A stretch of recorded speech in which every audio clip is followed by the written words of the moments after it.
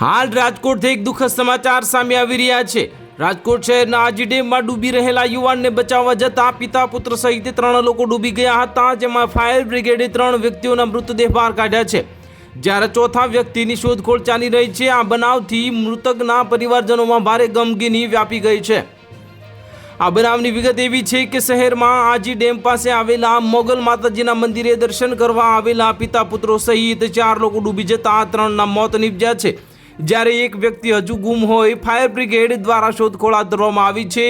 મોગલ માતાજીના મંદિરે રિક્ષા લઈને દર્શન કરવા આવેલા 4 લોકો દર્શન કરીને રિક્ષા ધોઈ રહ્યા હતા।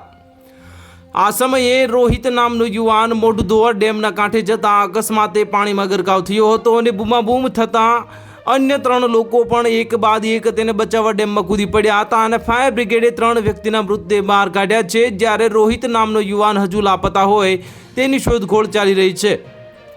ડેમના પાણીથી રિક્ષા ધોવામાં આવી હતી। આ પછી રોહિત જાદવ હાથ મોઢું ધોવા માટે ડેમના કાંઠે ગયો હતો, જ્યાં તેનો પગ લપસી જતા તેને બચાવવા તેનો ભાઈ ધવલ ગયો હતો અને જેને પણ પગ લપસી જતા તે પણ ડૂબી ગયો હતો, જેને બચાવવા તેના માસે ભાઈ ધ્રુવ અને પિતા ભરતભાઈ પણ કૂદ્યા, પરંતુ તેઓ પણ ડૂબી ગયા હતા। તો હાલ માટે એટલું જ। મળીશું નવી અપડેટ સાથે। જો વિડીયો પસંદ આવતા હોય તો વિડીયોને લાઇક કરી દેજો, ચેનલને સબસ્ક્રાઇબ કરી બાજુમાં આવેલા બેલ આઇકનને દબાવી દો, જેથી તમને આવા સમાચારની અપડેટ મળતી રહે।